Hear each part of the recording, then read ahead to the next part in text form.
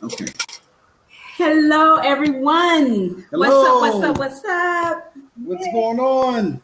The Expat Chat Thursday. You know how we do it every 7 week, 7 p.m. Yes. And yay!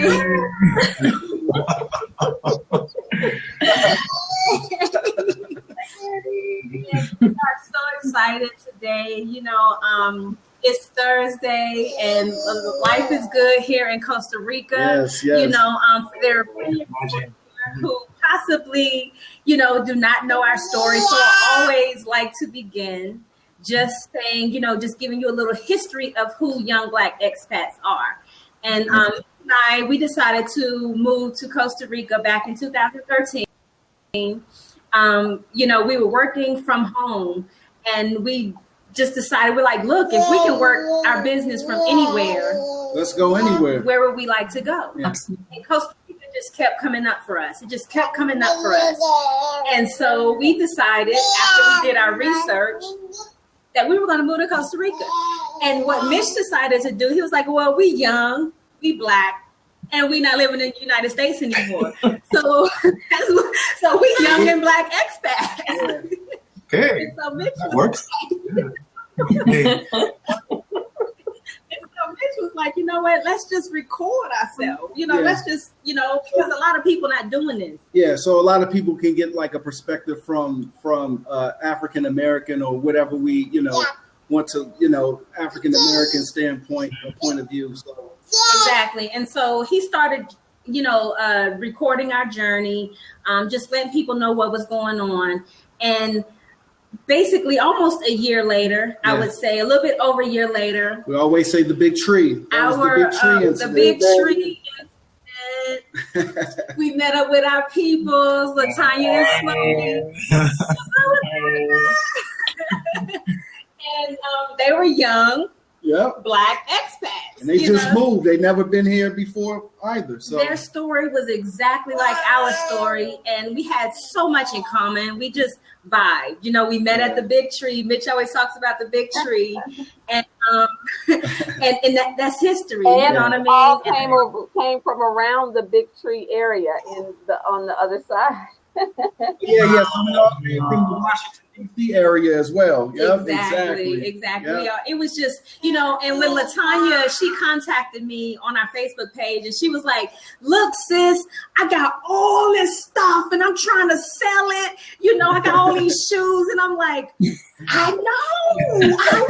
I did this too. So to me, in my mind, it was like we was vibing. I'm like, she got a lot of shoes like I did. Yeah.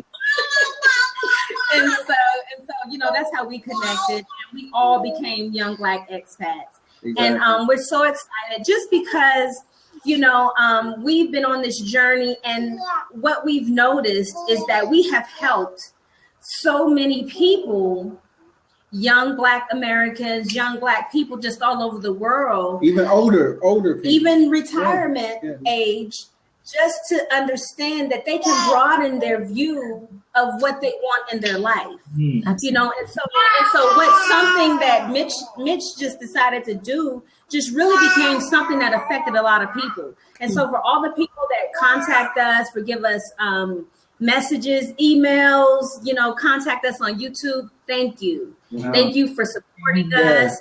Thank you for watching us. Just really thank you from the bottom of our heart, because, all we wanted to do was just let you know that there's something more than sitting in the United States complaining or about what's going on in your environment.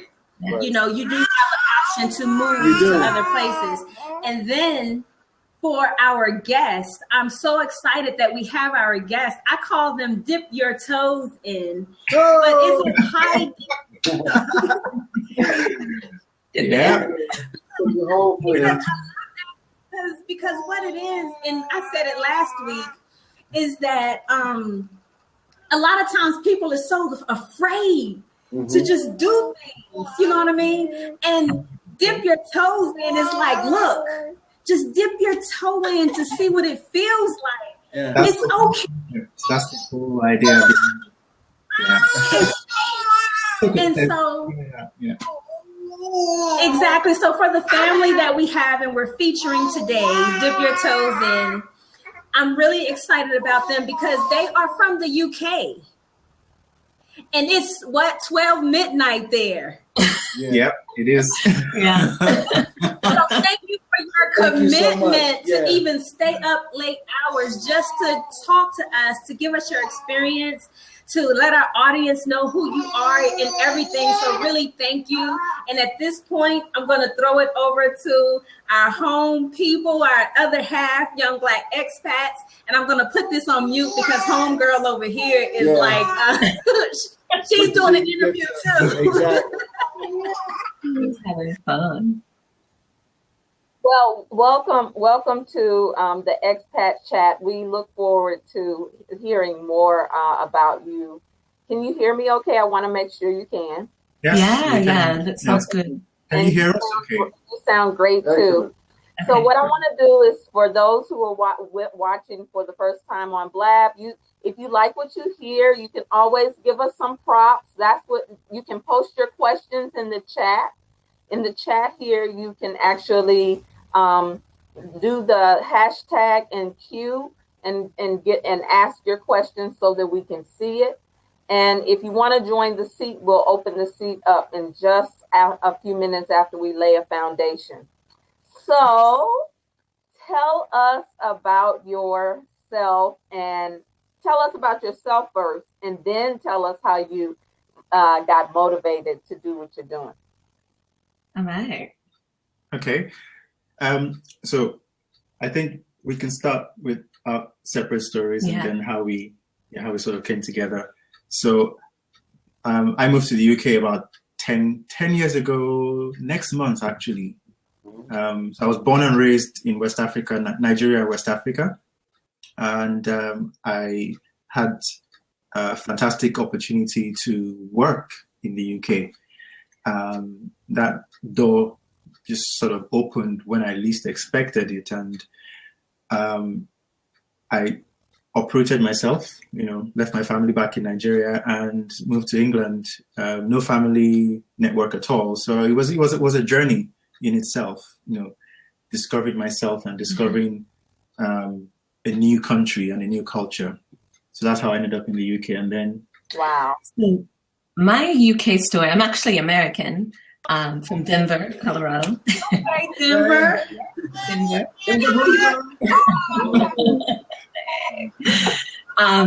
So I would say 2001, I did like an undergrad course in England and really kind of got that's when I really got the travel bug really big time. Like I'd always traveled a bit more throughout the US and like went to Mexico, that kind of thing as a, as a child, as a young adult. And then my parents were really, really excited about travel and they really kind of spurred the travel bug. But it was really that one semester abroad that got me just completely sold on this idea of that, there's more outside of this little box that I call the United States. And it took several years after that. Actually, it took a whole decade after that for me to actually make the move. And so I started looking at graduate school programs and I applied to a few different ones, but I had my eyes just completely set on this degree program. It's a 2-year degree program because most masters are just 1 year for a regular MA, but this one was an MFA. And so I was like, you know what? I'm going to go for it. I'm going to completely go for it. So was accepted, literally told them the next day I'm there. I didn't know how I was going to get over there because I didn't have all the money. I had been saving a bit, but UK money, the conversion rate is quite different. And, I knew my American dollars were not going to go very far. So at that point in time, I just really started saving as much as I could. And then, just uprooted, shut down shop. I had a dance studio back home. I closed that down, just shut everything down, sold stuff, like you guys had my yard sales. I was like, anything you can fit in a bag, $10. Seriously, like all my shoes, my everything. I sold it all. Well, as much as I could. I still have loads of stuff in my parents' garage. So mom and dad, if you're tuning in, I'm sorry. But I think it was about 2011, September 2011, that I actually made the move over. And that's where my journey in the UK, well, honestly, that's where my journey to the rest of the world began. Yeah. Right. That's kind of how it happens. Your eyes open like, oh my God, I could have been doing this a long time ago. Oh my God, I could go here. I don't have to stay here. That is so true. So then you two meet up. So that story itself involves travel. So this is January 2012, about 4 years ago, exactly this month, 4 years ago. Almost to the day. Almost to the day. Right after, Christmas and New Year and all that, I was just thinking of starting afresh, with relationships. I had taken a break from dating, and I felt it was time to get back into, seeing new people. And I remember my aunt had told me that, hey, why don't you check out this online dating thing? Give it a go and see if that works for you. And I come from a very cultural, very traditional culture back in Nigeria, where that sort of thing is not exactly popular. So it took me a while to kind of, try it out. But what attracted me was there was some kind of special going on. I paid for 1 month and I got 3 months free. So I said, okay, I'll give this 3 months. And if I don't meet anyone interesting, that's it, I'm done. And literally 4 weeks in to my online dating experience, I find this interesting young lady's profile on this online dating site. And she had this fantastic smile. And that was actually what captured my attention. So I sent her, I saw she had traveled a bit in her profile, and I sent her a message saying, oh, I see you've traveled to such and such, places. I've also been here, what were your best experiences and all that. Basically started a conversation about travel from the first contact. And she responded, and yeah, that's basically how we hooked up online. Yeah. I love it. I love it. My computer is moving slower than my fingers because I'm trying to get out to Facebook and Twitter that single ladies need to hear this. And because, right? Because, I'm a coach and a spiritual advisor, right? And so many times, that women in the U.S. will talk about what they don't have and what the quality of men are. But sometimes you have to move outside of your comfort zone, like for real. Absolutely. Our first date was sitting there, and where this was like after dinner had passed, everything. We were having just coffee, and he's telling me about Nigeria, and he's telling me about his mother, and I realized how different our cultures were. But then something happened where I can't remember the exact thing that he said, but I felt like my life flashed before my eyes. I saw us traveling together. I saw us laughing together. I saw us growing old together. And that scared me because I hadn't experienced that before. Well, if she had told me that at dinner, I probably would have been scared as well.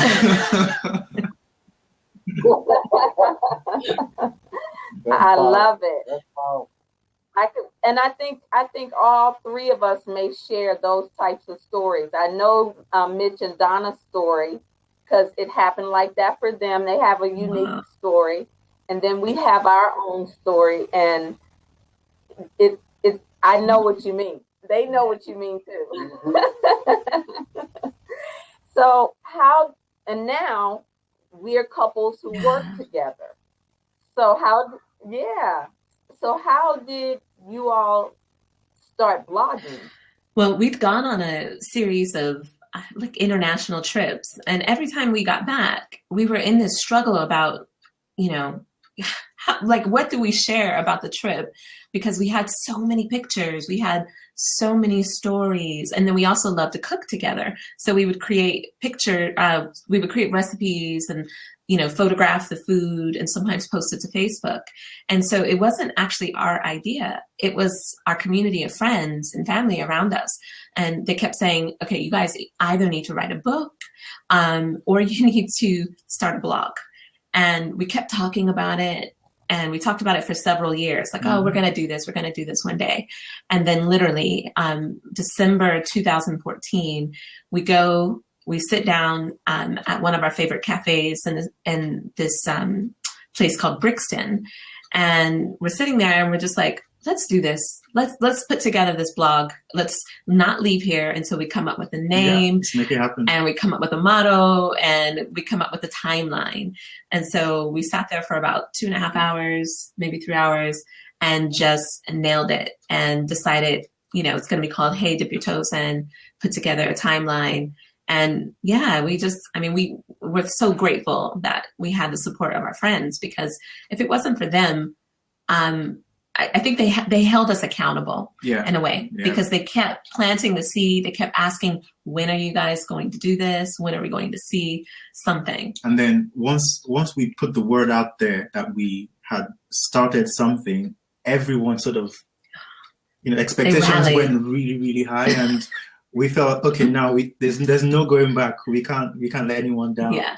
So that kept us going in the first couple of weeks, just really pushing hard to just get the launch happen, to make the launch happen. Yeah.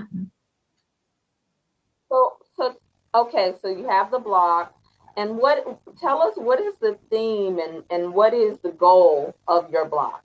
Okay, so it's Hey, Dip Your Toes In, and like you pointed out at the beginning, it's Hey, Dip Your Toes In. And if you Hey, dip your toes in. Hey, okay. Dip your toes in. Come on over, dip your toes in, kind of thing. We wanted it to sound really friendly and approachable, and not too like super strong where it hits you over the head, like do this. It's about choices, and it's about people making choices and, living life authentically. Yeah. We also wanted to create an environment where people could relate with our experiences, our stories, and feel like they could also go on those same journeys as well. Journey of discovering new places, discovering new people, stretching boundaries with food, basically just trying new things. We wanted to push people to do that.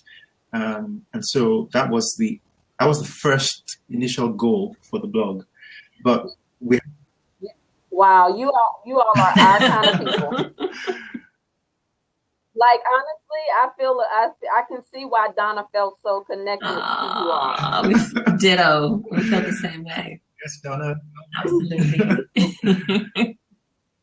So then it began to evolve. Honestly, we didn't come up. We didn't sit down and say, okay, we're going to make this a business right away. We said, that would be a great thing to happen in the future. Like we definitely want to monetize the blog, but in the very beginning, we weren't really sure the exact direction it was going to take. We knew that we wanted to go beyond just writing about our experiences or sharing, this is our office for the day type of photos. That wasn't the direction that we wanted to go. There's nothing wrong with that, but we knew that we wanted to somehow be storytellers. And I guess we're not professional journalists by any means, but we wanted to be able to share our stories and how they connect with other people's stories that you might not necessarily hear, or maybe don't even have the means or times, or the time to do what we were doing. So we said, what, let's focus on travel, food, and lifestyle. And actually some people kind of warned us against it. They're, like in terms of like professional bloggers and industry people. And this is, I would say, the first 2 months after we launched it. And we basically had like a review of our business, quote unquote, or our blog by some like top industry professionals at a travel conference. And they're like, the brand looks really good, but you know what? Where's your focus? You guys, you write well, but you kind of have, you're focusing on travel, food, and lifestyle. Which one is it going to be? And we honestly, we looked at each other and we're like, we still don't know yet. There's not something that's really risen to the top. Like we like all three of that. We're not trying to box ourselves in and focus just on this one small, part of the world in a sense. Like we wanted to leave it open because that's where our interests lie. But now a year later, it really is starting to naturally focus. Yeah. Okay. So we're starting to. But you know, that's kind of how business is. A lot of times people hold themselves very rigidly, and entrepreneurs, your business kind of grows with you, you know, and you also have the freedom to go back and maybe when you grow it, you can specialize again in all of the things that you want. Exactly. Sometimes our hearts, sometimes what really is important to us is not a specified niche. It's what you love to do. Yeah. You know what I mean? If you love to cook and record it, if you love to travel and record it, if you love your spouse and you want to record it, that is your niche. And it doesn't have to be one. Yeah. That's just my humble opinion. Yeah. No, I totally agree. I mean, if I'll do a shameless plug, my work is sex, love, and money. But underneath all of it is the sacred spiritual processes that I take people through. So I just got really comfortable with the fact that is what it is. That's who I am. And I'm not going to try to do anybody else's thing because my whole thing is about people coming out, and your blog is about dipping your toe in, honey. Oh, wow. Yeah. I love it. So, okay, so now you got to tell us about monetizing, how you move to monetizing. What services do you offer? What do you offer? So we're still on that journey of moving into the full monetization phase of things. But what we're starting to see is that we are thinking more about developing products. So, you know, the writing is great. The photography and all that is in itself a way of monetizing the blog because we feel we can sell the services on. But from the experiences that we've had, we've started to identify a couple of products that we hope to launch this year that will officially move the blog into the monetization phase. I think it's important that people can actually feel and touch the experiences themselves. And so we're bringing those experiences from the blog into people's lives directly through some events that we have lined up, through interacting with small businesses as well, and a couple of other ideas as well. So that, you know, people see our brand, people see what we do, where we've been, and they feel that we can bring something into their situations, their businesses. We've just had a very interesting engagement, for example, with a small business here in London, where we've basically taken our view of the world and sold it to that business, and we're starting to take them on a journey of transformation. And that's an example of how we've moved from the blog into that monetization phase. And what's funny, using this business as an example, it's a Afro-Latin restaurant that has amazing food, but their branding just wasn't connecting with their audience and their ideal clients. So we were able to create a type of model that took their existing branding, kind of turned it on its head, freshened everything up through really engaging visuals, new menu creation, photography in terms of, shooting and designing, kind of orchestrating a more artistic look with their food presentation. Also then corresponding with their kitchen staff and talking about styling of the food and presentation and how that should look to your customers. That translates to more sales, encouraging the customers to take photos of the food. If the food is overfilling the plate, it's not going to be, in a sense, tweetable and Instagrammable. And I know it sounds, for some, it's like, what do you mean? And the food is not Instagrammable, but it's just proven techniques that then connect with your ideal clients. So having things like that, we've advised them on everything from, color palettes and what to paint on the inside and outside of their business, new business signage, that kind of thing. And it's literally been quite a transformation for the business. And it's not a service that we've officially launched that we're advertising on our website, because what we really want to do is show proof of concept. we want really great, we haven't finished the contract yet with this particular business. And we really want to show that the true transformation so that, when we go to the next client and we do formally launch it, then we can really show this growth. So it's been a really great experience. And then outside of that, we don't want to limit ourselves to one particular income stream in the business. We also want to launch couples retreats. We just got back from Morocco a few weeks ago, and it was like a transformative time. And we realized that we want to take people along with us, other couples with a similar mindset, and take them down there so that we can dip in. And we're going to have experiences that we call, Heidi Tai dip-ins, and where we're able to go in and, connect with locals on a whole different level and, connect with our environment and really experience things, get over fears and, challenge and push ourselves. So those are some of the few things that we're doing. Exactly. Well, that's so wonderful. In fact, it's like confirmation. Wouldn't you say, the Griffiths? Because we're on the cusp of all of what you're talking about in different ways. But that's what. And what I love about this is that, we have our corporate backgrounds and we're business owners, and then you have entrepreneur, another view from my husband's lens as well, and from Mitch, but we're able to be totally ourselves. Absolutely. It doesn't have to look like suits or sitting behind a desk. Like, we are free. It's so funny you said that, Latanya, because we got about 5 or 6, 7 suits here, and we haven't worn the suits yet here. It's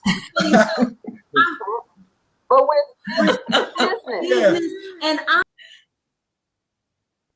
suits to any Costa Rican female who is ready to because I don't need it. Yeah, and I was thinking the same thing, that some of these things will just be my U.S. clothes. I just need to have some clothes to go to the U.S. I know that's right. For real. Because when they come to me to do any type of spiritual work, I damn sure won't be in a suit. Right, exactly. So you traveled all over the world. What is some of your favorite places that you traveled? And can you tell us the experience? Oh, wow.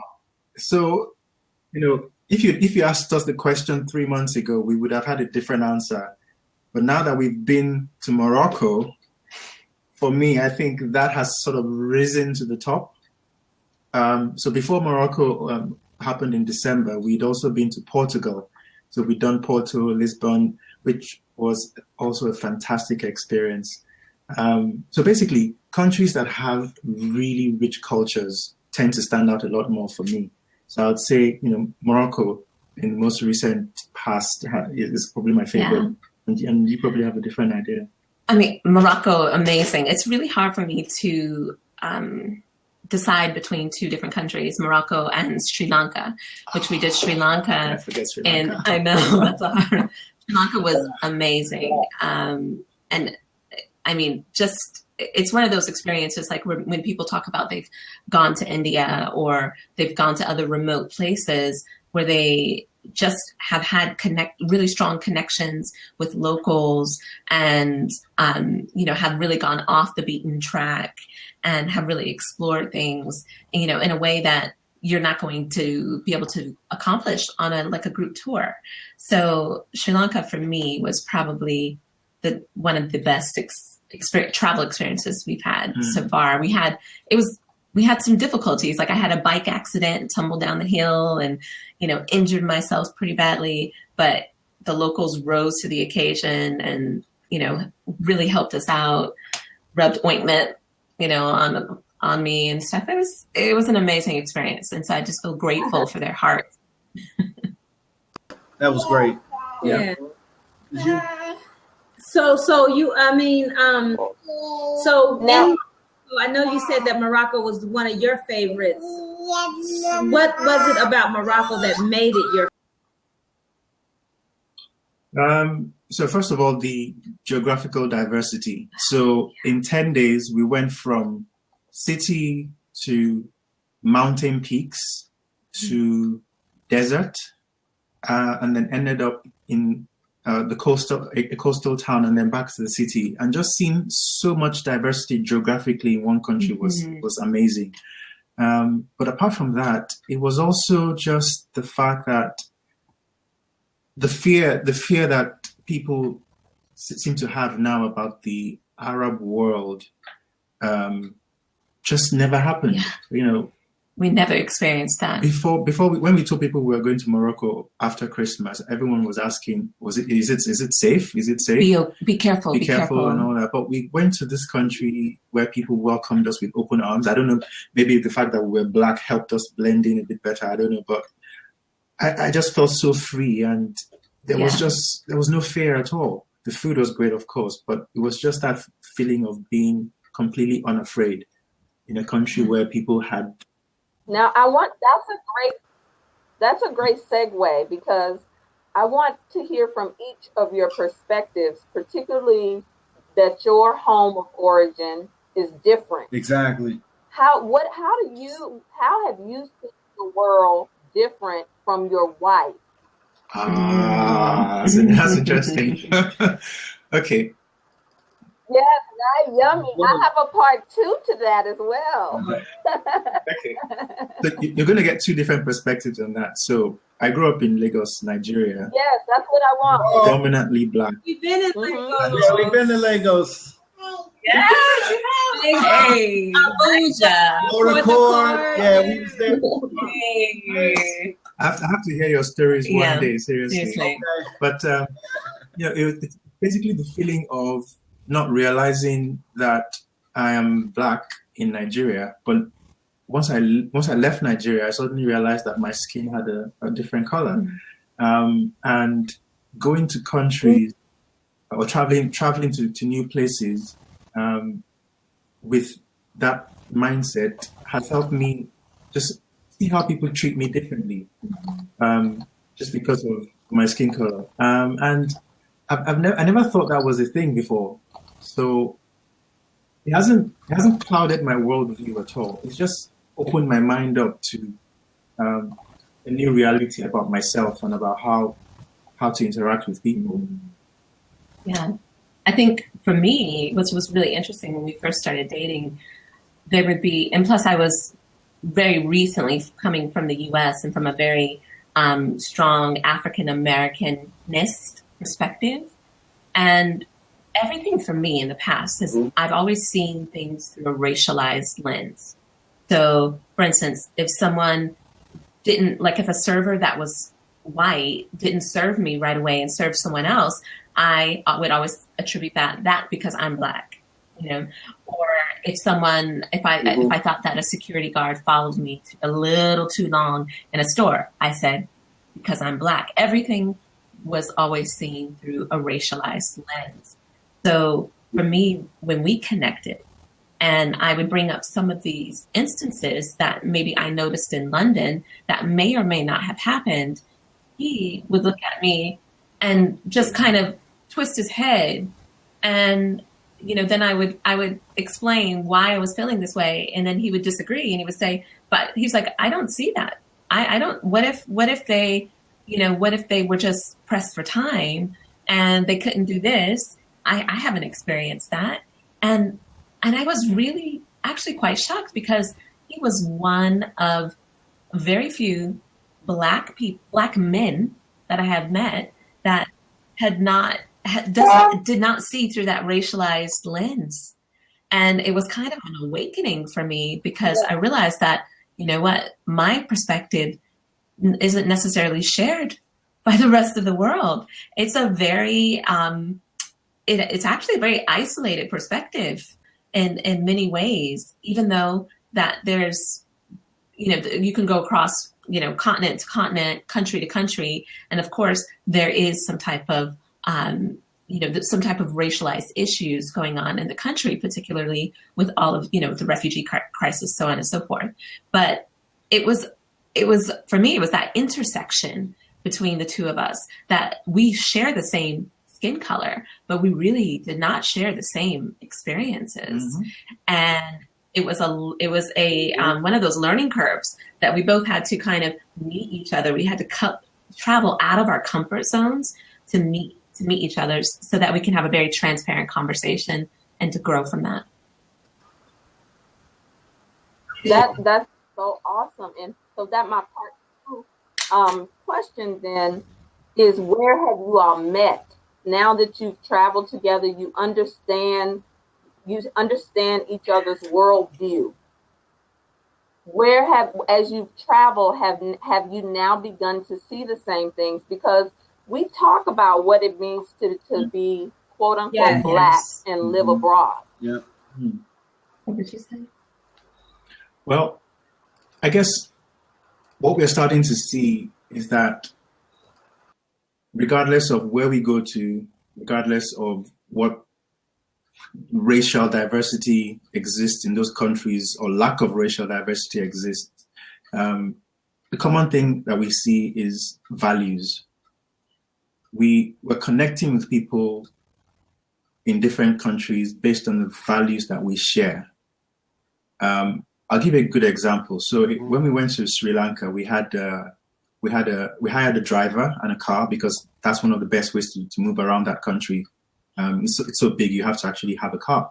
So we hired this guy who was with us for 6 days or so, driving us.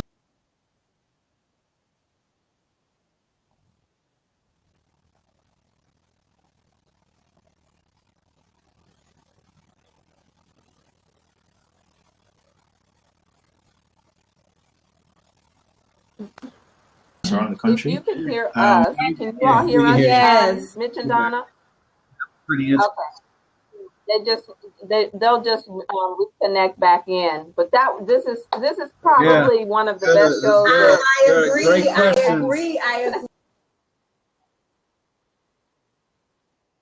Just saying what she was just saying in terms of her experience was, so much different coming from the United States. Sometimes we're just so jaded. No, we're just because different. It's so much that situation that's thrown to us that where we have to look at things differently. But when you reach someone from another country, another culture, they totally view things. And and sometimes when we can look at things, sometimes we come and we look at things from this little circle. But there's a circle that's bigger than the circle that we see things. And if we can just open our mind to see outside of our circle, this little circle here, then we can be more at peace with ourselves and the world and everything. And that's why we should travel. That's exactly why we should travel and go to different cultures, see different countries, because basically from us being in the United States, we were always on defense. Yes. And it was so funny that you said that, because I was speaking to a guy that was in Nigeria and he couldn't understand our point of view, just like you, and we couldn't understand his point of view.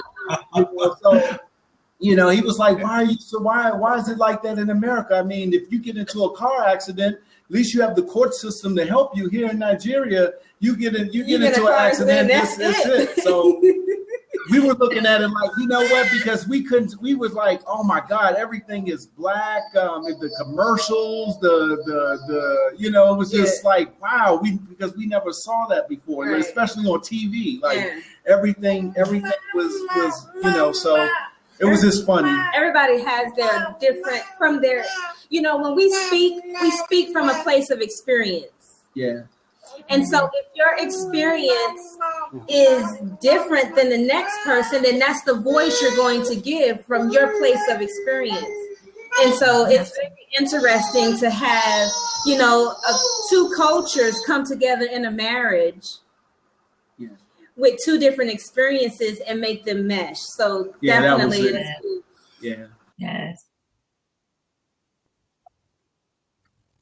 So you have finally kind of seen each other's point of view or worldview now, as you were sharing. Yeah, sorry. Are you Before still cut growing off, there? yes, I was given an example of how we've connected at the point where we're connecting with value. Well, our values, fundamental shared values, but also the values we see in humanity around us.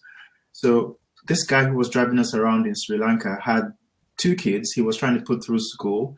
He borrowed money to buy the car he was using to drive us around, and he was having to pay back hefty sums every month just to make ends meet. And I could really relate with that story because I come from a family where I was raised by a single mom.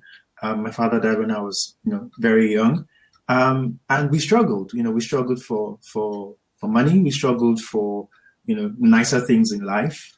And I could relate with his story. And regardless of the fact that he was Buddhist and not the same skin color as me, I could connect with that. I could see a man who was working hard to take care of his family, and we connected on that level. And so wherever we go now, whatever country we go to, we connect with people on that level. Mm-hmm. We connect with their struggles, we connect with their stories, we connect with their highs, their lows, their success stories, and for us, I think that's been the meeting point. Yeah, it really has. And it's that the interesting thing too about that is that it's spurred new interest in terms of how can we get those stories out to our followers, to the world. And so we decided we were going to do a series on women in travel because women are notoriously paid, like 30% lower than men and, working in the travel and tourism industries. So we decided, everywhere we go, if we can, we're going to try to schedule a type of interview. Sometimes it's pre-planned and we'll do a bit of research and we'll find someone that we want to connect with. And other times we just, we go with the flow.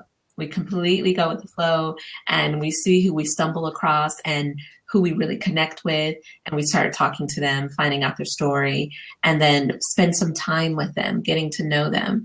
And, then we'll schedule a type of interview that we can do, photograph them, might record them, that kind of thing, via voice or video. And then we'll put together a story and, we'll share their story.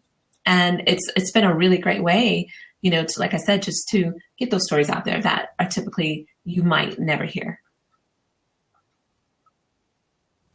And that's our story as well, because this is our platform to be able to get the stories of people who are leading the way, because we are leading a movement. Because what I see is just like your 2 worlds came together, we're also coming together. We're bringing our worlds together, because when you talk about couples do that. You're bringing your different perspectives together, even if you're from the same place. Because I'm from, my husband and I are from the same area, but we have different worldviews. We see things differently because, you can. It's completely different. She's a girl, I'm a boy. But anyway, we got to have some time, some place where we can just be ourselves, and enjoy each other. Because we complement each other. Absolutely. If not, then why we? And that's what it's about. Yeah. I love how you said that you it was Morocco where you said you didn't feel any fear. Yeah.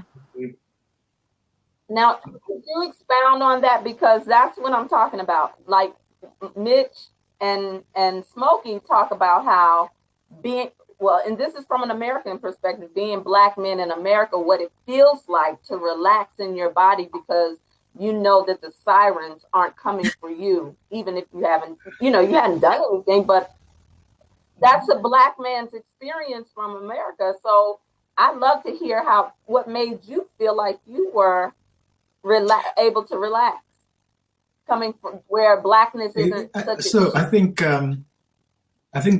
the predominant thing was somehow being in a country that Morocco is one of the poorer Arab countries. So they're not exactly one of the richest Arab countries compared to the likes of Dubai and Saudi Arabia. That's true. They have that vulnerability that the rest of Africa has as well, of being a very imperfect society. they have their own struggles, they have their own issues as well. And everyone else, it was clear that people were just struggling to make a living. People were just focusing on the hustle, on life. They didn't have time to single us out and say, oh, they look different, and so let's make them feel uncomfortable. Everyone was just doing their thing, and it was easy for us to blend in that way because we weren't suddenly the focus of anyone's attention. And the way the country is set up it was easy to travel around without fear of sort of unnecessary focus by law enforcement. There were restrictions that are minimal in that respect. So I just felt comfortable in that, because of those factors. And another thing, people thought he was from there, from the southern area of Morocco. So they would see us, and then they come up and they start speaking Arabic to him because, they speak Arabic and French there.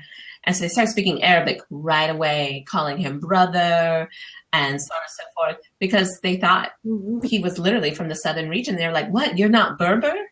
And he's like, no, I'm from Nigeria. And they're like, oh, Nigeria, and that started a whole nother conversation. So there was definitely, it was a really amazing thing because people weren't afraid to talk, to speak up, to say hello, and actually look in your eye. Because even here in Britain, you don't know how many people you pass by, and they just they might avert their eyes or not looking at you. And it's not because you're Black. It's just people are so self-focused. Exactly.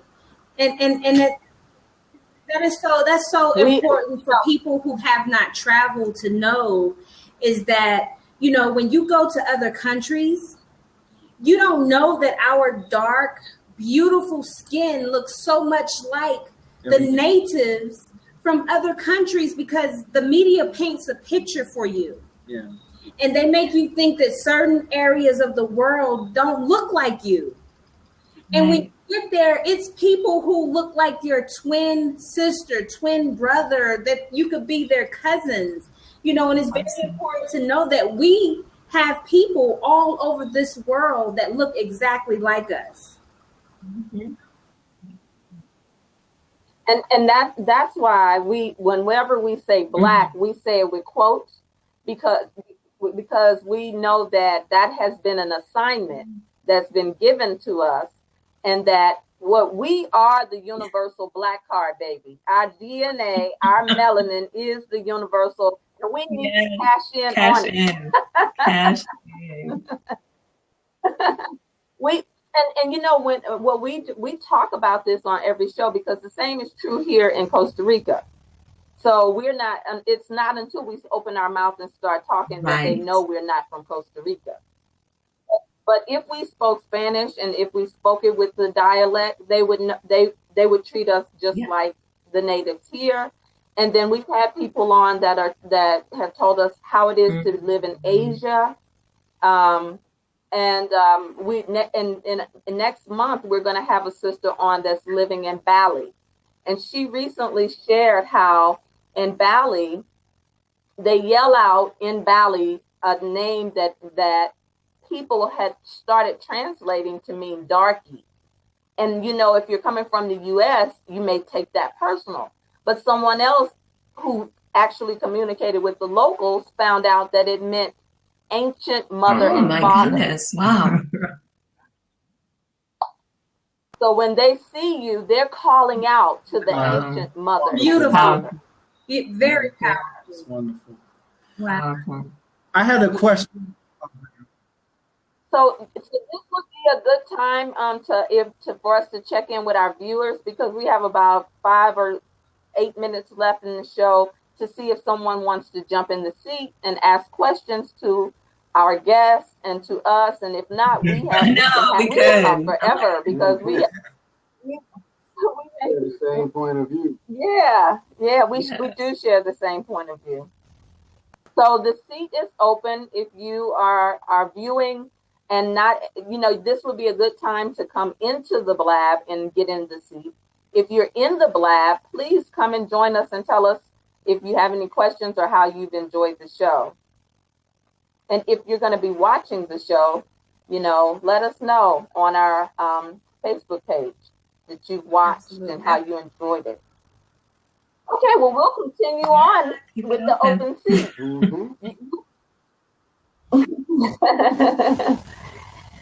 So, do you all do anything else for your work or for your businesses? Because, we're Jamaicans over here, even though we're from the deep South. Yeah, we do. So I work in IT, and that keeps me busy 9 to 5.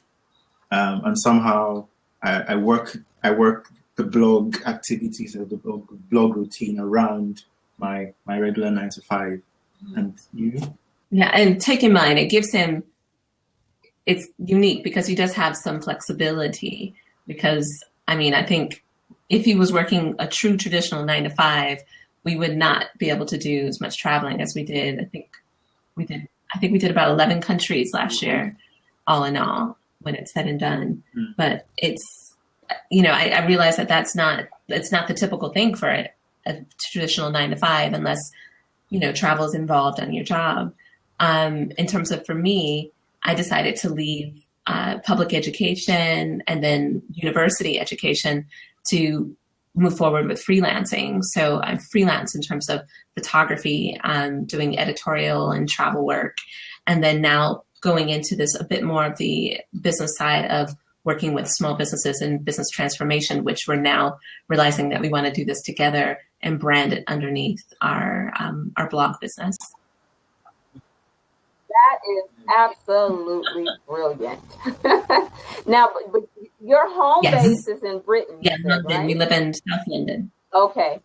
So how do you plan your travel schedule for those who have it? Because for those of you who are watching, there are several ways to do this. You can choose a country and live there for a little while and then move to the next country. Or you could choose another country and then travel all over in different places around that country and then move.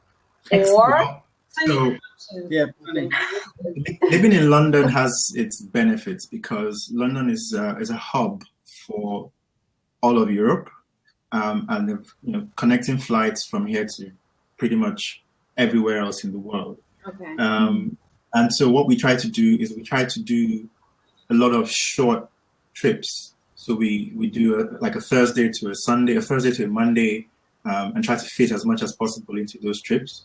But then throughout the year, we also plan at least 2 sort of longer trips where we spend more time in countries. So for example, last year we spent a considerable amount of time in Sri Lanka and in the Maldives. And this year we're going to do Cuba. So somehow we work around holidays. And also we also have flexibility in our jobs that let us do those short trips. And so we look out for cheap flight deals, book in advance, do Airbnbs as opposed to hotels. And just get on the road that way. It's a lot easier. Yeah. I'm telling you, I absolutely love this model. Now, if you're dropping seeds because how is your technology in Britain? It's just fine, right? Does that play a role or a factor in where you would go to next? Sorry, say that again. First of all, would you relocate to an? Do you have another Costa place Rica. to relocate? We love Costa Rica. Okay, well, that's a great segue for my question. How important is technology to you being in London? It is important. Yeah, whenever we travel to a country that hasn't got great Wi-Fi, wireless broadband, we struggle. But we somehow adjust our expectations and just maybe work at a different pace or work at different times of the day. So it is important, but it's not a deal breaker. Yeah. That I love that. Can you talk a little bit about adjusting your expectations? Can we go? I come from Nigeria. I was born to adjust my expectations. my country teaches me to manage my expectations on a day-to-day basis. You know what? That is so true. But you know, I'm telling you, we take that for granted. That's an actual skill that you know, because if you don't, you'll be headed back to wherever you came from. And you know, even here in Costa Rica, you know, Nigeria has its own things that will teach you a certain amount of patience. But even here in Costa Rica, like you can leave the house with an expectation to, oh, I'm just going around the corner and I'm just going to do this. And it only should take about an hour at most, you know. And when you get there, it's like 4 hours later and you still haven't accomplished what you left to accomplish. And people standing in huge lines, they're so content and they're so peaceful looking. And you can tell an expat, someone that's not from there, because we're like, wow. Oh. Yeah, baby. Oh, like, yeah. And then when I first moved here and the internet didn't work and they were kind of lottie-dottie about it. And I'm like, oh, no. This is how we will solve this one. Like, come on. Like, no. But it's also taught us how to relax. It helps. How we've managed our expectations is that for me, I've had to detox from always having to be on the go, always having to run an errand. So now we're more deliberate about when we go out. What do we get? Are we going to catch a taxi? Are we going to walk? What time is this function? We're just much more mindful about everything. Even, you know, our vegetables, our produce. We had to get, when I first moved here, I was still buying like I was in the US, you know, where it's all plentiful and abundant and you stock up your house. And well, the food is real here. It doesn't have as many GMOs and synthetics in it. And so that means it does what food is supposed to do. I think here, I think that we respect nature because when rainy season comes, like you have to do what you need to do before the storm hits, you know. So that was something different that we picked up. So we have to do what we need to do. And if you don't have a dryer, you need to wash your clothes and then put it up early in the morning. So you got to respect nature here. So get that sun. Get that sun. If you miss the sun, it's that's over. It. Yeah.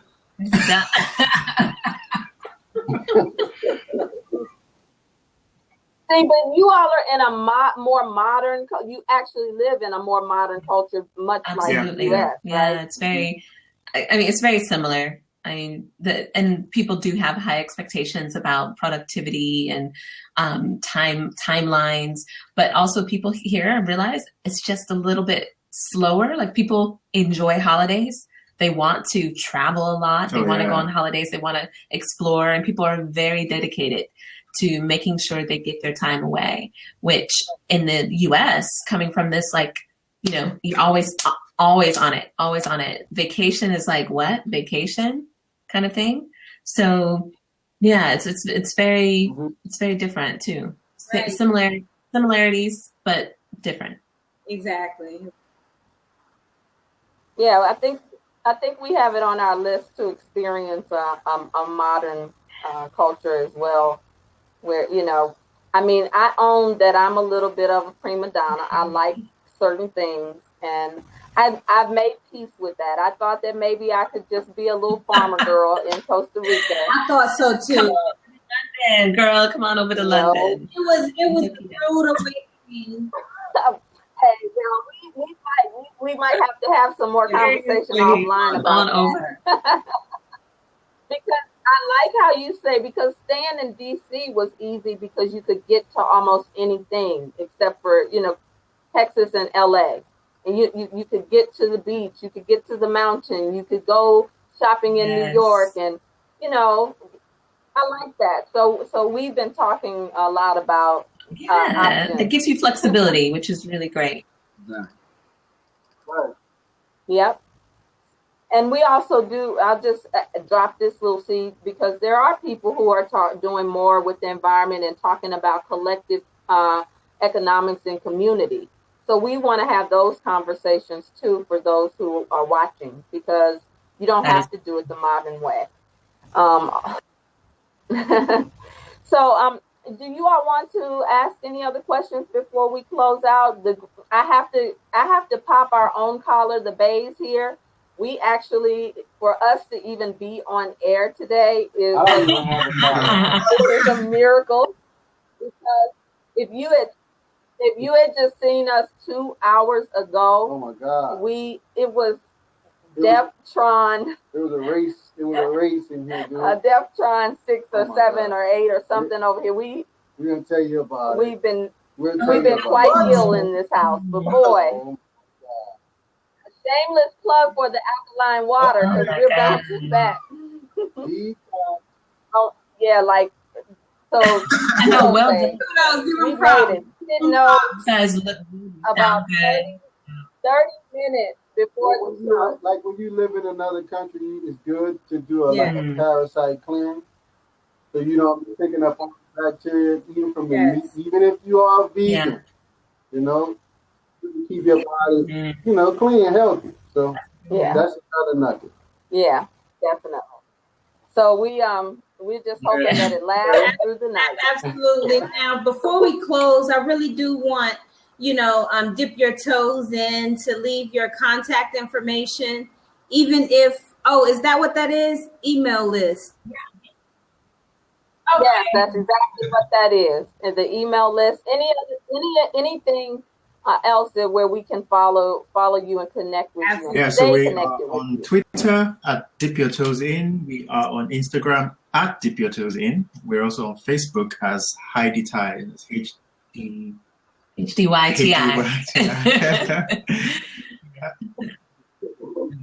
late, no problem. Thank you so much. I love that you all represent something that I want to say to the 109 people watching this show.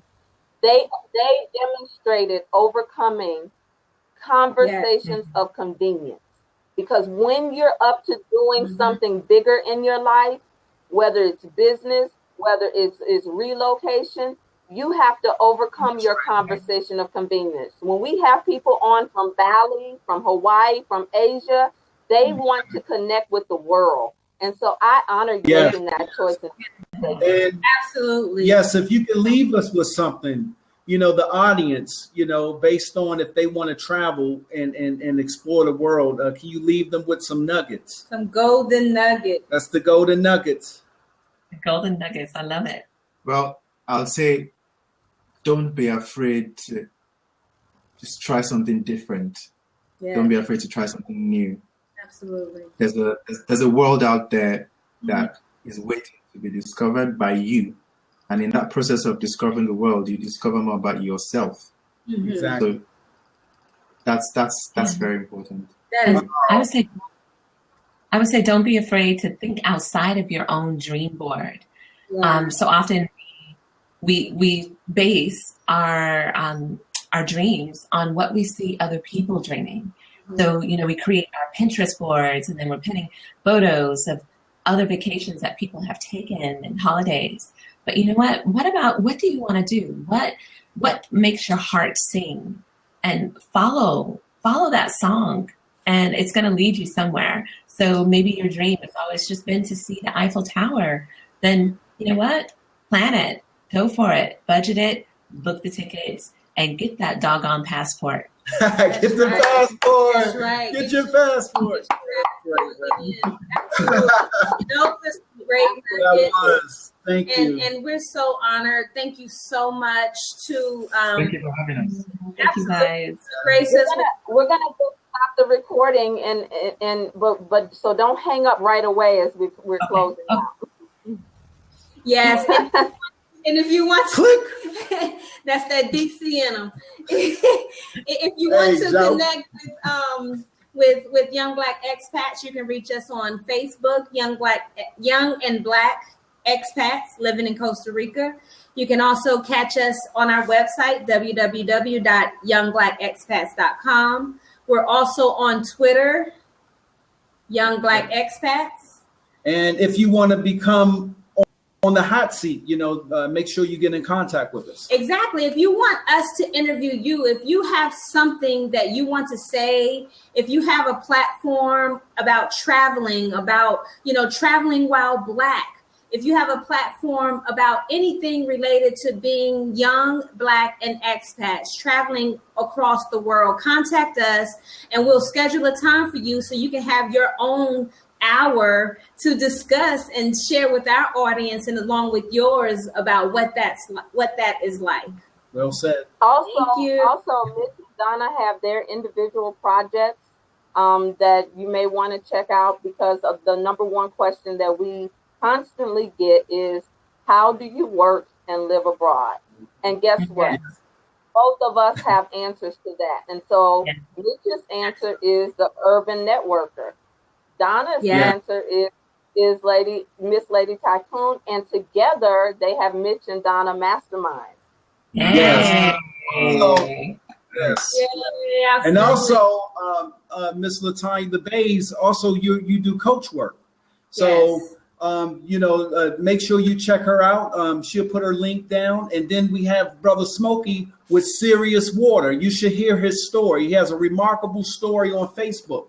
You got to check his story out, how he uses alkalinity to revive himself. It's excellent. So exactly. And so a lot of people, when they're asking those questions, all you really have to do is think outside of the box. We don't necessarily have to do what is traditional in order to, everybody thinks, are you working in Costa Rica? What's your job? How do you get, everything is not about a job. We have to create for ourselves, and in the United States, the UK, Costa Rica, wherever you are, you have to learn how to create for yourself, because not everything is going to be given to you. No, not at all. Not everyone is willing to give you a job. It's a blessing to have one if that's the road that you're on, but you have to learn how to create for yourself. And so that is another part of the Young Black Expats as well, just being able to create and have your own way to create your income. And like we all said, climb out the box you're in. Exactly. It's a bigger world outside that box. Absolutely.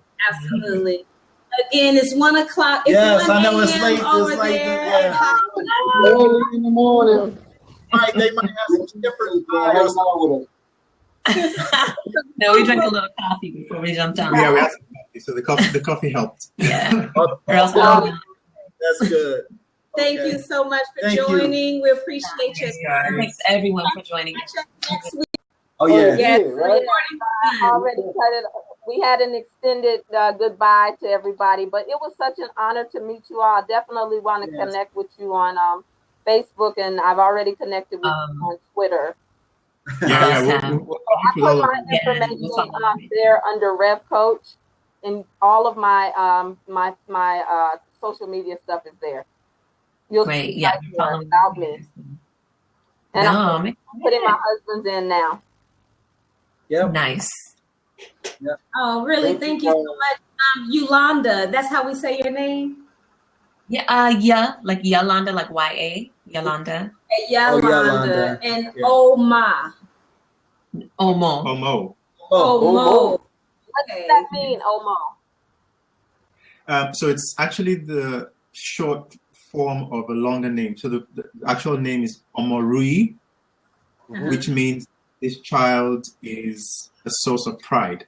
Oh, I love it. Whenever I meet my brothers and sisters from Africa and they give me the short version, I always make them speak the long version because that's a power, that's an energy. And so I know lazy Americans don't want to say your name, but when you know who you are, you start to engage in it. You know, when we was in Nigeria, they named it too. Yeah, they gave us. So my Nigerian name is Chijoki. That's a good one. That's a good one. Nice. Well, I have a key Swahili. It's a Swahili name, but it's not Nigerian. But it's Katura Hila. Wow, nice.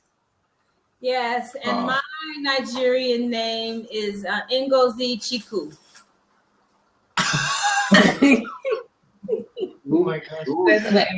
So that's southeast from the Igbo speaking part of the country. Igbo. Yep. Smokey probably would say his New Orleans Indian name is Smokey. The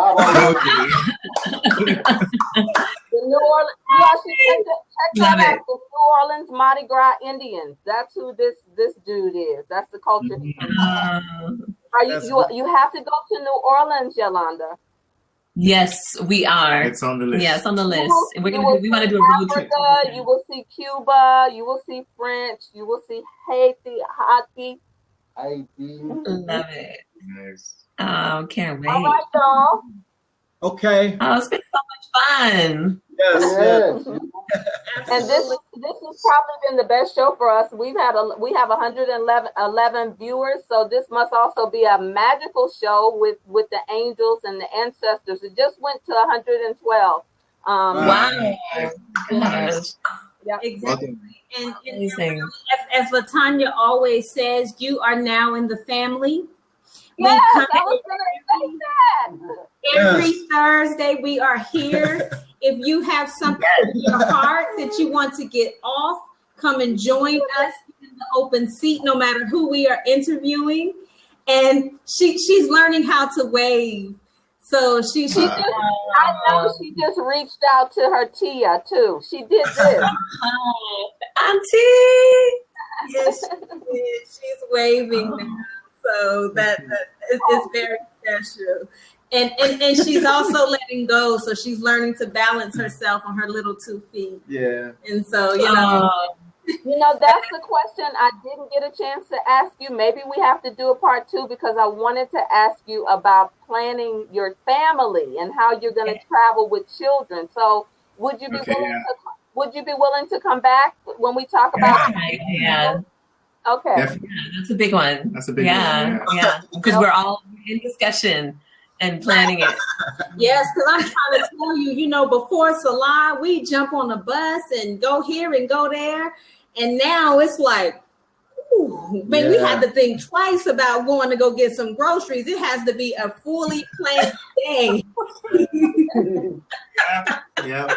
So I'm getting on a plane. Yeah. It's serious. Serious. Oh my gosh, that's so funny. And also the question is, when you have a child out of the country, both of you are not necessarily, I don't know if you're residents in that country, but it becomes an issue trying to take your child, out of that you had. Morning. Right. Yes.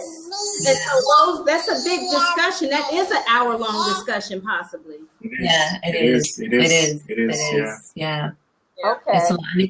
Changing immigration laws over here all the time, literally. The last time we went through immigration from coming from Morocco, we actually had a Black immigration officer. And oh my goodness, I felt like he was giving us nuggets of gold. He looked at my visa and he was just like, look, this is what you need to do. Every trip, you need to take pictures, of your passport stamps. And that way you can start keeping that on file so that when you apply for British residency, he was like, have this many years. He's like, you need to get that British passport. This is going to make it so much easier for your child when you travel with your child. And he was breaking it down. Wow. Yeah.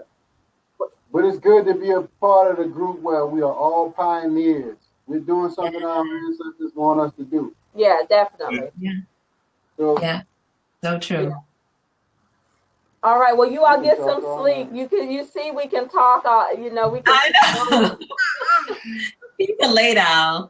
So she's already asleep. Yeah, I'm okay. I have my coffee. We'll chat with you also. All right. Okay, sounds good. Bye. Bye. Thank you for watching, everybody. Absolutely. Yeah.